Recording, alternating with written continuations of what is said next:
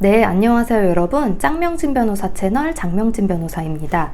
오늘은 목소리로만 인사를 드리면서 부동산 가계약에 대하여 제가 자세한 설명 한번 드리려고 합니다. 주택이나 상가를 구하면서 본계약 전에 계약 조건을 협의하고 계약금 일부를 송금하는 이른바 가계약에 대해서 여러분 많이 알고 계시죠?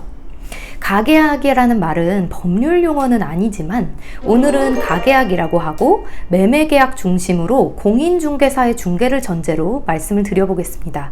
사실 이 가계약은 부동산 거래 관행상 대단히 중요한 부분입니다.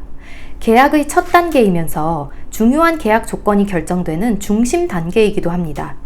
보통 가계약 이후의 본계약, 즉 계약서 작성을 하고 중도금을 거쳐 잔금으로 거래를 마무리하게 되는데요. 아쉽게도 가계약 관련 부분을 민법에서 명확하게 규정해주는 법조항은 별로 없습니다. 그래서 가계약 관련 분쟁이 발생하면 법원의 판결도 판례에 의존하는 경우가 많습니다.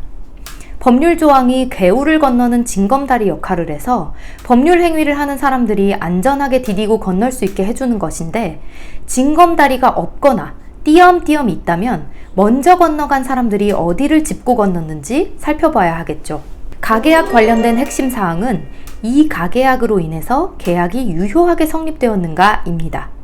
계약은 본인과 상대방을 함께 구속하는 것이기 때문에 가계약에도 불구하고 계약의 성립을 인정받지 못한다면 가계약은 의미가 없겠죠. 지난 2005년 대법원 판례는 가계약 내용 중에 매매 목적물과 매매 대금이 특정되고 중도금 지급에 관한 합의가 있었다는 것만으로도 매매 계약이 유효하게 성립했다고 했습니다. 이후에도 가계약금을 지급하고 계약을 해제했을 때의 법률 효과와 관련한 다수의 판례가 있습니다. 지금부터 판례와 거래 관행 등을 참고해서 가계약 관련한 유의사항을 전해드리겠습니다. 우선 매수인이 물건을 확인하고 마음에 들면 공인중개사에게 본인의 조건이 맞는지 확인 후 매수 의사를 밝히게 됩니다.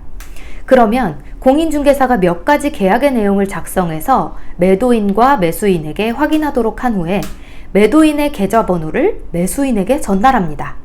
이후 매수인이 가계약금 또는 계약금 일부를 송금하면 해당 가계약으로 계약이 성립합니다. 이런 과정에서 가장 중요한 것은 공인중개사가 작성해서 매도, 매수, 양측에 전달하는 계약 내용입니다. 우선 이 내용에 기본적으로 포함되어야 할 사항입니다. 첫째, 매매 목적물이 특정되어야 합니다. 집합건축물인 경우에는 동호수가 등기사항 전부 증명서와 일치해야 합니다. 둘째, 매매대금과 그 지급 일정이 확정돼야 합니다.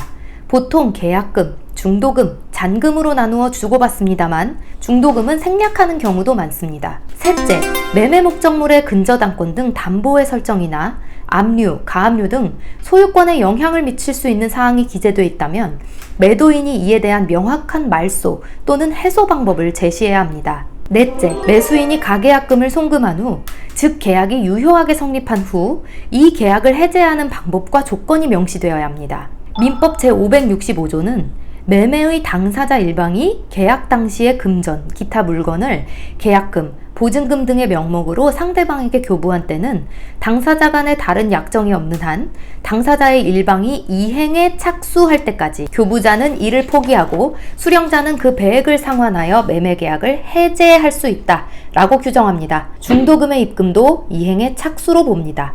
그런데 계약금 중 일부, 즉 가계약금의 송금이 이루어진 후 위 민법 565조에 기해서 매수인이 보낸 돈만 포기하거나 매도인이 받은 돈의 배액을 상환해서 계약을 해제하려는 경우 문제가 발생할 수 있습니다.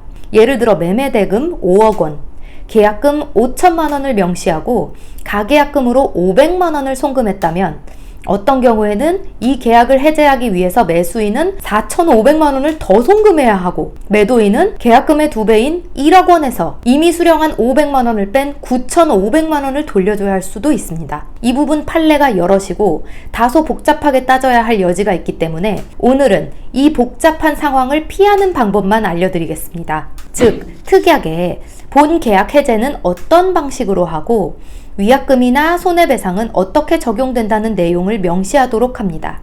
따라서 계약서 작성 전까지 매수자는 해당 금액을 포기하고 매도자는 해당 금액의 배액을 상환하여 본 계약을 해제할 수 있으며 별도의 위약금은 적용하지 않기로 한다는 내용이 적절할 것입니다.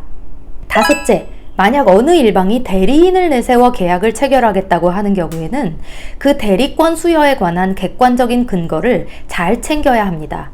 보통 대리인이 본인의 위임장과 인감증명서를 소지하고 계약서를 작성합니다. 대리인을 지정할 때에는 대리권의 범위를 구체적으로 정하도록 하여 단순히 매매계약 체결이 아닌 매매 물건의 주소와 매매 가격, 계약금, 잔금일 등의 사항을 위임장에 명시하도록 요구하는 것이 좋습니다. 다음은 부수적인 내용에 관해 살펴보겠습니다.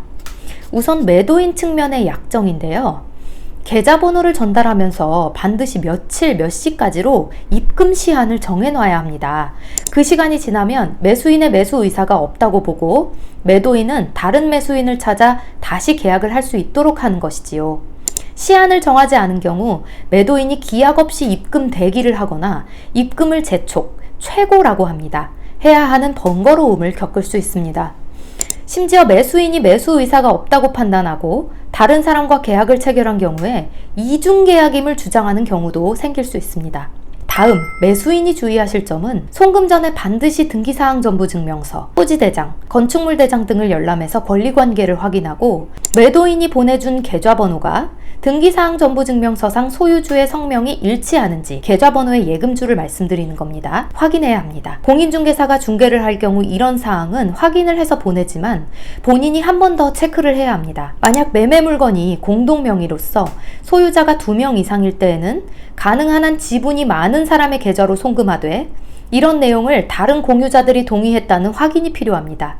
실무상 공인중개사의 역할입니다. 그 다음, 계약의 진행 관련해서 분쟁이 발생할 여지가 없도록 법률이나 거래 관행이 확고하지 않은 사항은 미리 명시해야 합니다. 예를 들어 잔금일을 확정하지 못하고 계약을 진행할 경우에도 쌍방이 수용 가능한 날짜의 범위를 미리 정해놓는다거나 계약서 작성 후 잔금 전에 주택이나 상가를 방문해서 사이즈를 확인할 수 있도록 협조한다거나 계약 당시에 매매 물건 모습을 사진 찍어 보관하고 잔금 시에 확인 점검한다거나 하는 내용들을 미리 약정합니다. 이 부분은 임대차에 있어서 분쟁이 더 많이 발생하는데 예를 들어서 못을 박지 말라든지 애완동물을 키우지 못한다는 등의 내용을 가계약 시에 미리 임차인에게 알려주지 않고 계약서에 기재할 경우 계약 현장에서는 분쟁이 발생할 수 있습니다. 끝으로 계약 진행과 관련한 통화 내용, 주로 공인중개사와 통화하는 것이겠지만 그 내용은 반드시 녹취해서 만일의 분쟁에 대비해야 합니다. 위와 같은 사항을 잘 챙겨서 계약하시고 만약 분쟁이 발생해서 계약 진행이 중단되고 손해 발생이 예상될 경우에는 자료를 준비해서 반드시 변호사와 상담하시기 바랍니다.